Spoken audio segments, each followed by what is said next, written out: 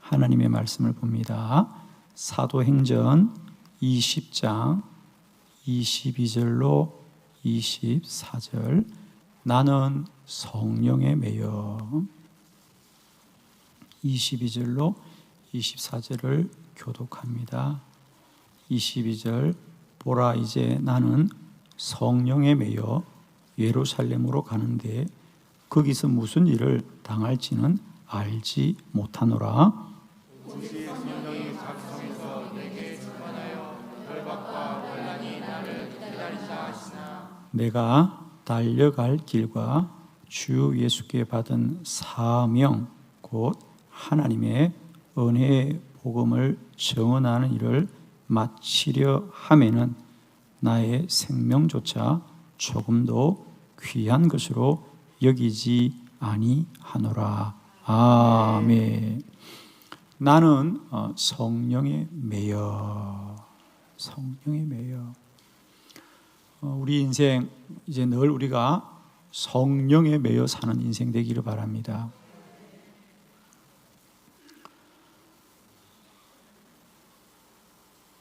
오늘 사도 바울은 이제 3차 전도 여행을 마치고 예루살렘으로 돌아가는 길입니다. 1차, 2차, 3차에 걸쳐서 바울은 전도 여행을 하였습니다. 3차가 마지막 전도 여행이었습니다. 예루살렘으로 돌아가는 길에 오늘 바울이 이 설교를 하고 있는 곳은 에베소에서 조금 떨어진 밀레도라고 하는 곳입니다.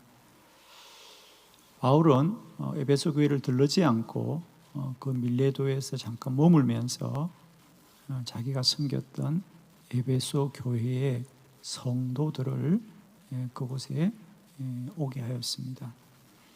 얼마나 반가웠겠습니까? 성도들은 이미 바울이 예루살렘으로 간다는 소식을 듣고 있었습니다. 그래서 그들이 바울에게 간곡하게 요청합니다. 지금 예루살렘은 매우 위험합니다. 그렇습니다. 있는 교회들도 핍박을 당하고 성도들이 흩어졌죠. 그런데 바울은 그 예루살렘으로 간다니 누가 그것을 좋게 생각하겠습니까? 지금 가면 위험합니다. 지금 예루살렘에 가는 것은 몹시 위험하니 다음에 가도록 하십시오. 그리고 성도들이 간곡하게 사도 바울을 만류합니다. 그때 바울이 하는 말씀이 오늘 이 본문입니다. 나는 예루살렘에 가는 것이 나의 생각이나 나의 뜻이 아니라 오직 성령께서 나를 이끌어 가신 것입니다. 나는 성령에 매여가는 것입니다. 물론 여러분이 말씀하는 바와 같이 내가 예루살렘에서 어떤 일을 당할지는 나도 모릅니다. 그 말은 무슨 말이냐? 여러분이 우려하는 대로 내가 그 예루살렘에 가서 죽임을 당할지도 모릅니다. 그러나 나는 내가 어떻게 되느냐가 중요하지 않고 성령께서 나를 이끄시는 대로 나는 순종하여 갑니다.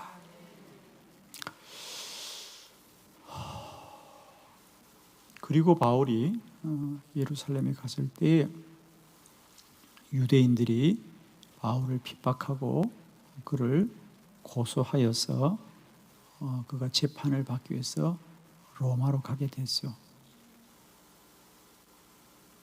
우리가 잘 아는 유라굴라 태풍을 만나면서 큰 어려움을 당하였던 이야기가 이제 바울이 그 예루살렘에서 잡혀서 로마로 가던 길이었고 로마에 가서 옥에 갇혀 있다가 끝내 거기서 바울은 순교하고 맙니다. 어쩌면 에베소 교회 성도들이 염려하고 걱정한 대로 되어졌죠. 거기 가면 죽임을 당한다 그랬어요. 죽임을 당했습니다. 그러면 바울이 성령의 인도를 받아 예루살렘에 간 것이 잘못된 것이었는가? 그게 아닙니다. 사람들이 당장에 생각할 때는 사람들에게 붙잡히고 감옥을 가고 끝내 순교를 당하는 것은 실패한 거라고 생각하지만 우리가 돌아보면 바울이 그렇게 해서 로마에 갔던 것이 사실은 로마의 복음화를 이루는 하나님의 방법이었습니다. 우리가 어느 나라나 복음이 전파되는 과정을 보면 크게는 두 가지입니다. 우리가 흔히 선교학에서 이야기할 때 복음이 전해지는 경로가 있습니다. 우리나라도 마찬가지입니다. 예를 들면 복음을 듣고 들어오는 사람들이 있고 선교사가 들어와서 전하기도 하고 또 전할 때에 주로 그 나라의 상류층들과 이런 지배자들을 통하여 먼저 복음이 전해지는 교회가 있고 나라가 있고 또 주로 하층민들을 통하여 복음이 전해지는 그런 경우가 있습니다. 예를 들면 여러분이 서울에 가시면 가장 대표적인 교회가 장로교회는 세문안교회고 저희 감리교회는 정동교회입니다. 둘 다 서울 한복판에 있지 않아요, 그죠? 가장 요지에 강화문에 가면 세문안교회가 있고 우리 정동교회가 있습니다. 세문안교회는 주로 그 당시 하층민들, 서민들이 주축이 되어서 이루어졌던 교회입니다. 그에 반해서 우리 감리교회인 정동교회는 주로 상류층들과 양반들이 구성을 이루었고 지금도 그래서 정동 감리교회는 여전히 그런 구별된 교회로 상징적인 교회죠. 로마는 어떻게 복음이 전거됐느냐? 우리가 아시다시피 로마가 그렇게 기독교를 핍박하고 복음을 핍박하지만 313년에 기독교를 인정할 수밖에 없는 것. 그리고 기독교를 공인할 뿐 아니라 그 기독교를 마침내 나라의 종교로 삼아야 되는 급격한 변화가 어떻게 오느냐? 그 비밀은 하나입니다. 로마의 복음화는 상층부로부터의 복음화입니다. 정치 지도자들과 상층부의 사람들이 먼저 예수를 믿고 그들이 법으로 제정하여서 복음이 핍박을 당할 때는 예수를 믿으면 죽임을 당했는데 기독교가 공인을 받고 국교화되니까 이제는 반대로 예수 안 믿으면 죽임을 당하는 그런 일이 벌어집니다. 그러면 로마의 복음화는 왜 상층부로부터 이루어졌느냐? 그 비밀이 바로 로마의 감옥입니다. 바울이 로마에 붙잡혀 가서 감옥에 들어갔을 때 그 로마의 감옥이 바로 그 당시 로마의 정치 지도자들을 구금하는 곳이었고 바울은 그 감옥을 통하여서 로마의 정치 지도자들에게 복음이 전파되어졌어요. 어느 날 돌아보니까 로마의 상층부가 다 그렇지 않은 일이 되어 있었어요. 이것이 로마 복음화의 비밀이었죠.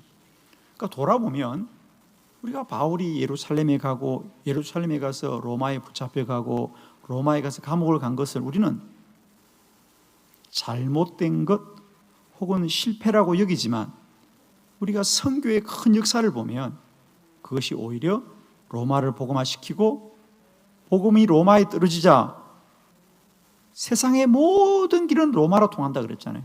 그 길을 통하여 복음이 흘러갔죠.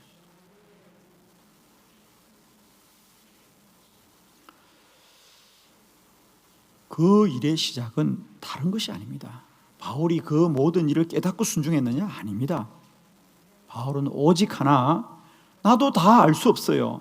나도 나에게 어떤 일이 일어날지 모르지만 중요한 것은 성령이 나를 그렇게 이끌어 가신다는 거예요. 성령이 이끌어 가는 겁니다. 저는 우리 인생도 마찬가지라고 봅니다. 아무도 내일을 모릅니다. 한 해도 모르고요. 내가 10년 후에 어떤 사람이 되어 있을까? 20년 후에 내가 어떤 사람이 되어 있을까? 아무도 알 수가 없지만 성령은 아신다. 그러므로 우리가 미래를 알아야 되는 사람이 아니라 오늘 현재 나에게 역사하시는 성령을 알면 그 성령이 우리를 가장 복된 길로 이끌어 갈 거라는 거죠.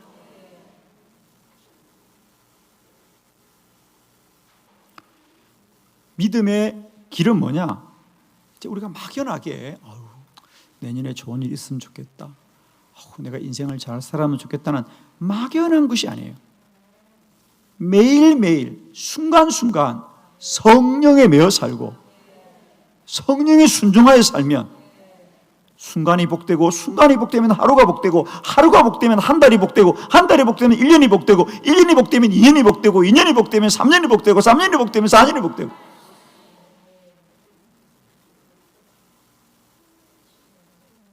그 인생이 복될 것입니다. 여러분, 우리가 막연하게 내가 잘 살아야 되겠다고 우리가 마음에 소원을 갖는 것이 아니고요, 순간마다 때마다 성령께 순종하고 성령의 인도를 받으면 그 삶이 복되어질 것이다. 오늘 시간에 우리가 말씀을 통하여 우리가 꼭 성령 충만하고 성령의 인도를 받아야 될 분명한 이유들을 깨달아서 이제 혼란스럽고 혼돈스러운 시대에 좌로나 우로나 치우치지 마시고 오직 우리 안에 역사하시는 성령의 인도함을 받아 이 환난의 때를 이기고 승리하시는 우리 한빛의 모든 성도들이 되기를 축원합니다. 자, 말씀을 함께 보도록 합니다. 왜 우리가 성령 충만해야 되느냐? 첫 번째, 성령이 하나님의 뜻을 따르게 합니다. 고린도전서 2장 11절 말씀을 다 같이 합독합니다. 시작.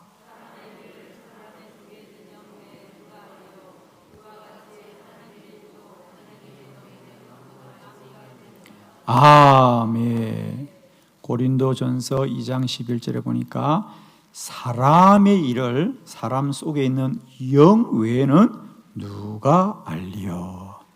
여러분, 우리의 일을 누가 한다고요? 우리가 하는 것이 아니라 우리 안에 성령이 하신다. 성령이 하신다. 그러므로 우리는 늘 성령의 인도를 받아야 됩니다. 성령만이 우리를 하나님의 뜻을 따르게 합니다. 우리가 성령 충만하지 않으면 결국 어떻게 사느냐? 육과 혼에 매여 살게 되어 있어요. 육과 혼에 매여 살게 되어 있습니다. 우리가 늘 깨어있지 않으면 우리는 중립이 아니에요. 우리가 깨어서 성령의 충만을 받지 못하면 우리는 그냥 있는 것이 아니라 육과 혼에 끌려가게 되어 있어요. 그러나 우리가 성령 충만하면, 그리고 그 성령께 순종해 가면 우리는 하나님의 뜻을 따르게 됩니다. 사도행전 16장에 보면 바울의 생각으로는 그가 2차 전도 여행의 길에 났을 때입니다. 내가 아시아에서 복음을 좀 전해야 되겠다. 아시아라는 것은 오늘의 터키입니다. 그죠? 아시아 지역입니다. 지금까지 그곳에서 복음을 전했으니까. 그런데 길이 막혀 열리지 않아요? 비두니아로 가려고도 길이 막히지 않습니다. 우리가 잘 아는 대로 바울이 그 드로아 항구에서 밤을 새우고 기도하자 성령께서 말씀하십니다. 마게도냐로 건너와 우리를 도우라. 마게도냐는 오늘날의 그리스족이죠. 유럽 땅입니다. 그죠? 바울은 생각지도 못한 바였지만 성령이 알게 하여서 그가 순종하자 마게도니아의 첫성 빌립보에 가서 복음을 전하고, 빌립보의 복음이 데살로니가로, 아덴으로, 고린도로 이게 전파되는 겁니다. 여러분, 우리는 반드시 성령 충만함으로 성령의 인도를 받아야 하나님의 뜻을 따르게 된다. 육과 혼으로는 결코 하나님의 뜻을 따를 수 없습니다. 그러므로 성도는 날마다 우리의 소견을 이기고 성령 충만해야 성령이 우리를 하나님께로 인도해 갈 줄로 믿습니다. 두 번째 말씀을 봅니다. 우리가 성령을 충만함을 받아야만이 우리는 죄를 이길 수 있습니다. 성령이 우리 죄를 이기게 합니다. 갈라디아서 5장 16절로 17절을 교독합니다. 16절, 내가 이르노니 너희는 성령을 따라 행하라. 그래야면 육체의 욕심을 이루지 아니하리라. 육체의 소욕은 성령을 거스르고 성령은 질서를 거스르나니 이들이 서로 대적함으로 너희가 원하는 것을 하지 못하게 하려 함이니라. 아멘. 내가 이르노니 너희는 성령을 따라 행하라. 그리하면 육체의 욕심을 이루지 아니하리라. 성령 충만해야 죄를 이기게 될 줄을 믿습니다. 기억하십시오. 우리는 죄를 짓지 않으려고 죄와 싸워야 하는 것이 아니고 성령 충만을 위해서 사모해야 될 줄 믿습니다. 여러분, 우리는 절대 죄를 이길 수 없어요. 우리는 죄를 이길 수 없어요. 그럼 죄를 이기는 길은 뭐냐? 성령 충만하면 성령이 죄를 이기게 한다는 거죠. 이게 원리입니다. 그래서 신앙생활도 보면 주로 율법주의자들이 그런 생각을 참 많아요. 이게 죄냐 아니냐 늘 이것만 따집니다. 그분들 이게 율법주의자예요. 이게 죄냐 아니냐, 이게 죄냐 아니냐, 이렇게 하면 죄가 되냐 아니냐, 이건 율법주의자들입니다. 우리는 이게 죄냐 아니냐, 이렇게 하면 죄를 짓느냐 아니냐가 아니라 어떻게 하는 것이 성령 충만을 얻는 길이냐, 성령 충만한 길을 찾아가면 죄는 떠나게 되어 있어요. 아멘이죠.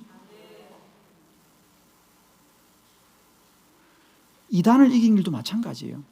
어떤 사람은 늘 이단을 알려고 해요. 그러다 이단에 빠져 그냥. 아이고. 여러분, 이단을 알려고 그러지 말고 진리를 따르세요. 진리를 따르면 자연히 이단은 없어진다.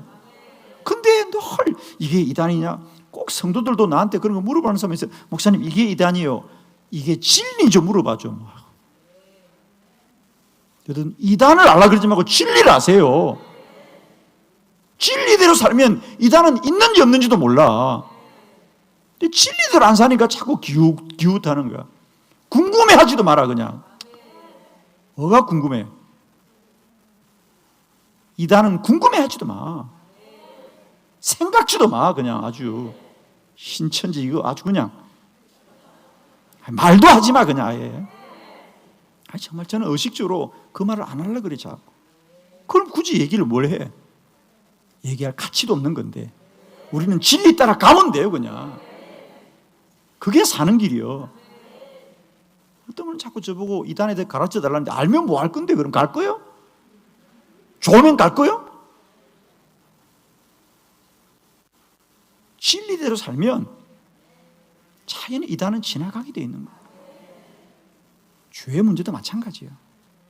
이게 죄냐 아니냐 늘 따지는 분들이 있으면 죄냐 아니냐를 따지지 마시고 진리의 길로 가십시오.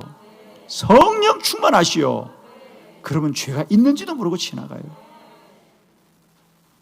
성령 충만해야 죄를 이긴다. 여러분, 이거 아셔야 됩니다. 우리가 구원받고도 왜 성령 충만을 사모해야 되느냐?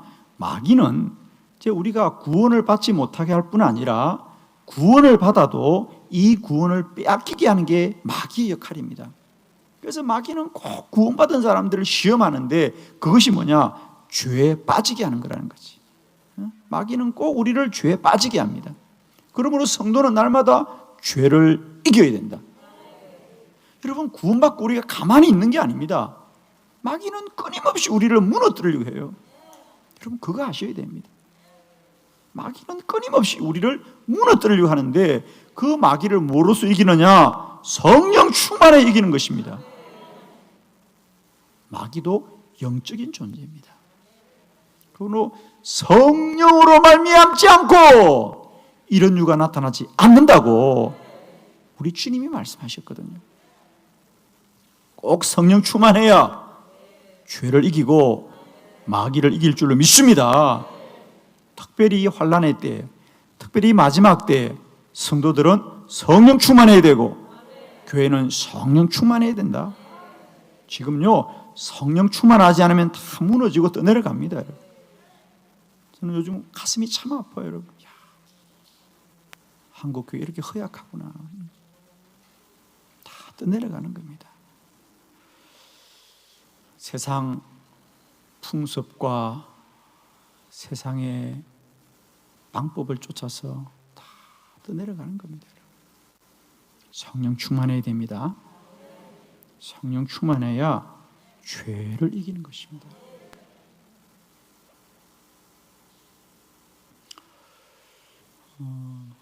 술을 끊으려고 사람들이 많이 훈련을 하죠. 그래서 금주학교, 금연학교 이런 게 있다 그러잖아요.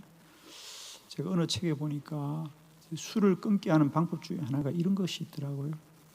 이제 술을 안 먹겠다고 생각하는 거잖아요. 그죠? 몸에 안 좋으니까 사람들이 다 안 드시고 계시죠? 네, 끊으시길 바랍니다. 그 좋은 거 하나도 없어요. 다른 핑계 대지 마세요. 그리스도인들에게 술은 좋지 않습니다. 술을 끊고 싶은데 그게 잘 안 된다 그러잖아요. 그죠? 그래서 학교에 간대요. 그래서 금주 학교 이런 게 있다 그러잖아요. 그래서 한 주간씩 그래서 훈련을 받는데 그래도 평소에 술을 마시던 분들은 그 유혹을 이기기가 쉽지 않죠. 근데 거기서 그런 얘기 한다 그러더라고요. 술을 마시고 싶은 생각이 들 때는 뭔가 이렇게 공복감이 있고 뭔가 이럴 때 술이 생각난다는 거죠. 그러니까 당분간은 뭐든지 배를 채워서 배가 부르게 하라는 거예요. 그럼 아무것도 먹고 싶지 않대. 아직도 끊지 못한 분들은 그렇게 하시길 바랍니다. 우유를 마시든지 음료수를 마시든지 배를 가득 채우면 술이 아니라 뭣도 안 들어온다는 거예요. 배가 부르면. 말이 되는 건가 모르겠네. 그 배는 따로 있다 그래서 내가 잘 모르겠어. 그러니까 공복감이 생기면 뭐든지 먹고 싶은 유혹이 생긴다는 거예요. 그러나 배가 가득 차면 그런 유혹도 오지 않는다는 거죠. 여러분, 성령 충만하면 죄의 유혹도 이기는 겁니다. 내가 은혜 충만하고 성령 충만하면 그런 마음이 안 드는데 성령 충만하지 않으니까 우리가 자꾸 죄가 유혹하고 쏙삭이면 금방 넘어가거든요. 여러분 축복합니다. 우리가 은혜 받을 때 더 은혜 많이 받으시고요. 은혜 될 때 더 많이 은혜 받으시고요. 내 안에 영이 충만할 때도 영으로 충만하시길 바랍니다. 그래서 죄가 틈타지 않게 하고 우리 마음이 시험에 넘어가지 않게 하시고 더 성령 충만하고 더 은혜 충만하고 은혜 사모하시는 저와 여러분 되기를 바랍니다. 성령 충만해야 죄를 이깁니다. 세 번째 말씀을 함께 봅니다. 성령이 임하면 권능을 받습니다. 사도행전 1장 8절 잘 아는 말씀인데 크게 한번 합독합니다. 시작. 오직 성령이 너희에게 임하시면 너희가 권능을 받고 예루살렘과 온 유대와 사마리아와 땅까지 이르러 내 증인이 되리라 하시니라. 아멘. 사도행전 1장은 예수님께서 마지막 이제 이 땅에서 부활하시고 40일을 몸으로 사시다가 이제 하늘로 승천하시면서 마지막 그의 제자들과 사도들에게 부탁합니다. 너희는 성령을 기다리라. 성령을 받아라. 반드시 성령이 임한다. 그래서 예수님이 마지막으로 제자들에게 부탁한 게 뭐냐? 성령 받아라, 성령 받아라, 성령 받아라. 오직 성령이 너에게 임하시면 너희가 권능 받고 예루살렘과 온 유대와 사마리아 땅 끝까지 이르러 내 증인이 되리라 하시니라. 여러분, 주님의 말씀입니다. 성령 받아라, 성령 받아라, 성령 받아라, 성령 받아라. 성령 받아야 권능 임하고 권능 받아야 사명을 감당한다. 아멘이죠. 여러분, 성령 충만해야 됩니다. 그래야 권능을 받습니다. 권능을 받아야 사명을 감당합니다. 우리는 늘 자기가 잘하는 일을 더 잘하려고 합니다. 공부 잘하는 사람들은 공부를 더 잘하려고 해요. 자기가 운동을 잘하는 사람은 운동을 더 잘하려고 합니다. 음악을 잘하는 사람, 그림을 잘 그리는 사람, 그걸 더 잘하려고 합니다. 우리가 안 되는 일은 자연히 안 하려고 하고 있습니다. 자기가 잘 못하는 일, 부족한 일은 안 하려고 해요. 우리가 어릴 때 학생들이 보면 그렇습니다. 신앙생활도 마찬가지입니다. 우리가 신앙생활을 억지로 하니까 힘든 거예요. 똑같이 신앙생활을 하더라도 예배를 드려 은혜가 되면 더 사모하게 되는 것입니다. 기도해서 능력을 받으면 더 기도하게 되는 것인데, 기도해도 아무런 일이 일어나지 않으니까 기도하는 일이 힘든 거예요.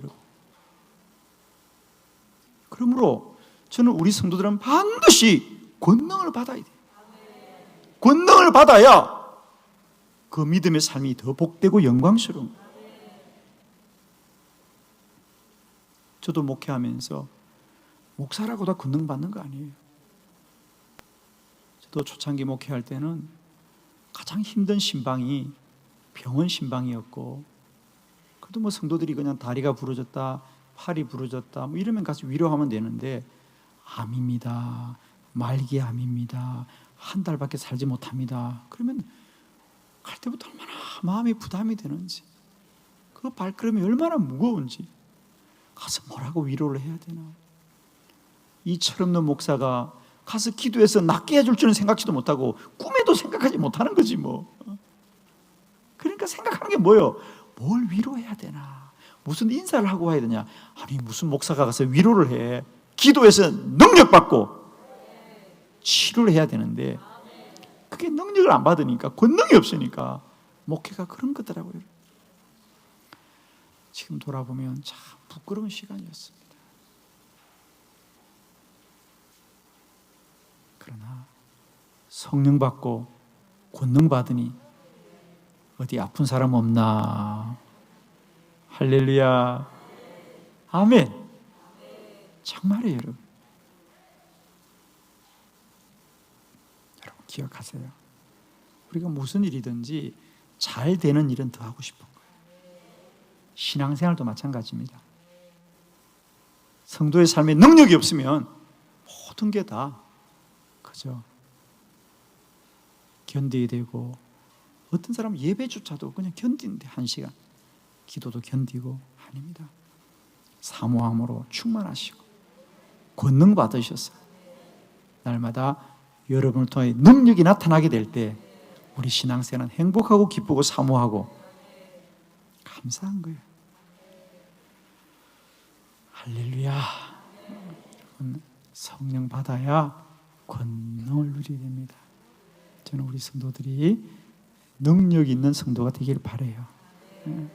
성령 받아야 권능이 임하게 될 줄 믿습니다. 네 번째 말씀을 함께 보겠습니다. 성령의 인도를 받아야 합니다. 사도행전 8장 26절로 29절 교독합니다. 주의 사자가 빌립에게 말하여 이르되 일어나서 남쪽으로 향하여 예루살렘에서 가사로 내려가는 길까지 가라 하니 그 길은 광야라. 일어나 가서 보니 에티오피아 사람 곧 에티오피아 여왕 간다게의 모든 부를 맡은 관리인 메시가 예배하러 예루살렘에 왔다가 돌아가는데 수레를 타고 선지자 이사야의 글을 읽더라. 성령이 빌립보로 이르시되 이리로 가까이 나아가라 하시거늘. 아멘. 오늘 보면 우리가 잘 아시는 대로 빌립에게 성령께서 어느 날, 그는 예루살렘에 있는데 성령이 너는 저 광야길로 나아가라, 가사로 내려가는 광야길로 가라.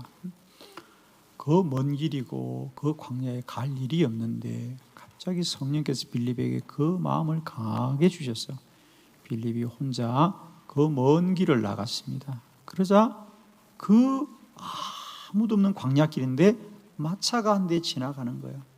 참, 마차가 지나가. 그러면서 또 성령이 말씀합니다. 너는 저 마차 가까이로 가라. 그래서 마차 가까이로 가니까 그 안에 한 사람이 무슨 책을 보고 있는데 보니까 성경을 보고 있어요. 이사야서의 말씀을 보고 있습니다. 빌립이 너무도 반가워서 당신은 그 말씀을 알겠느냐고 하니까 그가 나에게 가르쳐주는 자가 없으니 내가 어찌 알리요. 그래서 빌립이 그것은 바로 이사야서에 나오는 어린 양 예수 그리스도, 그 복음을 전가하자 그가 나도 그 예수를 믿고 구원받고 싶다고 말하자 빌립이 그곳에서 그에게 세례를 주고 그가 주님을 믿고 에티오피아로 돌아가더라.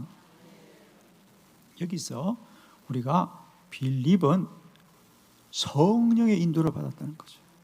그가 예루살렘에 있을 때 성령이 그에게 광야로 가라, 그리고 광야로 갔을 때는 또 마차 가까이로 가라. 성령은 때마다 순간마다 우리에게 말씀하시고 우리에게 행할 바를 알게 하시는 분이다. 여러분은 다 날마다 성령의 인도받고 때마다 성령의 인도받고 하는 일마다 성령의 인도받기를 축복합니다. 우리가 많은 경우 신앙생활을 내가 결심하고 각오하는 거라고 생각해요. 내가 이제부터 주님 안에 살겠습니다, 내가 이제 주의 뜻대로 살겠습니다 하고 결심과 각오로 생각하는데, 신앙생활은 우리가 하는 결단과 각오가 아니고 성령의 인도를 받아야 됩니다. 때마다 날마다 순간마다 성령의 인도를 받아야 됩니다. 그게 없다면 우리는 건강한 신앙이 아닙니다. 저는 진실로 축복합니다. 여러분의 때마다 순간마다 성령의 음성을 듣고 인도받는 저와 여러분 되기를 축원합니다. 저는 이번에도 얼마나 우리가 교회가 문을 닫고 피할 때에 과연 우리는 어떻게 해야 되는가? 하나님 앞에 제가 간절히 기도하자 하나님이 너희는 기도해라. 그래서 비상기도를 선포했고, 너희는 이 환난에 더욱더 말씀을 더 열심히 전하라고 해서 하나님이 엘리야의 말씀 시리즈 설교를 하게 했고, 그걸 영상으로 보내고 또 말씀을 요약해서 또 전 성도들에게 우리가 한글 원수로도 보내주고, 그리고 우리가 흩어져 있으면서도 기도의 끈을 놓지 않고 벌써 한 달을 이렇게 잘 승리하며 온 줄로 믿습니다. 우리 목회 프로그램에 누가 이런 프로그램이 있습니까? 저도 많은 목사님이 전국에서 전화해요. 목사님 어떻게 하고 계세요? 어떻게 해야 돼요? 목사님 어떻게 해야 돼요? 어떻게 해야 돼요? 어떻게 해야 돼요? 왜? 이런 경우를 한 번도 경험해 보지 못했습니까? 누가 가르쳐 줍니까? 누가 가르쳐 줘요? 우리가 어떻게 해야 될 바를 누가 가르쳐 주냐고. 아무도 가르쳐 주는 자가 없어요, 여러분. 교단에서도 아무 얘기 하지 않습니다. 목사님들이 이 환난의 때를 어떻게 해야 될 바를 누가 말해주는가? 성령의 인도를 받아야 됩니다. 저는 여러분의 인생도 마찬가지라고 봅니다. 우리가 환난을 당할 때마다 사람의 기회 주지 마시고요, 성령의 인도 받아야 된다. 성령은 때마다 시마다 우리에게 말씀하기를 원하고 있잖아요. 신앙생활은 결코 우리가 결단하고 결심하는 게 아니에요. 때마다 순간마다 성령의 인도를 받아야 됩니다. 하루도 성령의 인도함이 없다면 우리는 잘못 산 거예요, 여러분. 깨어 각성하시길 바랍니다. 제발 인생에 한두 번 성령 만난 가지고 자랑하지 마세요, 여러분. 부끄러운 이야기입니다. 그거 날 간증하면 그 간증 또 하고 또 하고, 날마다 주님이 고백돼야죠, 여러분. 내 인생의 성령 체험이 어찌 한두 번의 체험으로 끝나냐 말이야. 그게 삶이어야 되고 호흡이어야 됩니다. 그리 사모하시기를 원합니다, 여러분. 내 안에 성령의 깨우침이 없다, 그건 내 심령이 지금 메말라 있는 거예요. 다른 길 없습니다. 주님 앞에 나와 자복하고 엎드리십시오. 어떻게 기도하냐고? 한이 없이 기도하셔야 돼요. 주여! 나의 심령을 주께서 만져주시옵소서. 주여 나에게 말씀하여 주시옵소서. 성령의 깨우침을 듣게 하여 주옵소서. 한정없이 기도하세요. 얼마 기도해야 되냐고? 한정없이 기도하라고. 살려달라고 기도하라고. 내 안에 성령이 깨닫게 하는 바가 있게 하옵소서. 그리하여 이 마지막 날, 이 혼돈과 환란의 때를 믿음 잃지 않고 영혼 도둑질 당하지 마시고, 영혼을 도둑질 당하지 말아요. 빼앗기지 말아요. 잘 지키시기 바랍니다. 주님 다시 오시는 날 우리 모두가 주의 거룩함과 영광을 잊기를 축복합니다. 기도합시다.